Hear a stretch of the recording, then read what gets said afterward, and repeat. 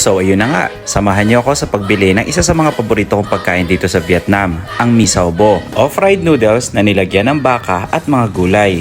So ito yung unang process, ipa-fry muna yung noodles. Ang galing ng tossing skill ni ate, no? Gamit pa ang chopstick. Pagkatapos niyang i-fry yung noodles, ay sunod niya nang iniluto ang mga gulay na mayroong piraso ng mga baka. Kasama sa mga gulay na inilagay niya ay ang bean sprout, bok choy, sibuyas na puti, kamatis at carrots. Sinigurado niya maglalagay ng maraming bok choy dahil ito ang nagbibigay ng ibang lasa sa luto na to. Nilagyan niya rin ito ng kaunting broth para mamaya pag hinalo na doon sa noodles ay hindi masyadong tuyong-tuyo. Katapos ay lalagyan ng pampalasa at kaunting cornstarch para lumapot ang sabaw. Ganito lang kabilis at ready ng ipak. Ipapatong ang lahat ng gulay na may baka sa ibabaw ng noodles at handa na natin kainin habang mainit-init pa. Ang presyo nito ay 45,000 dong o equivalent sa 104 pesos. Ang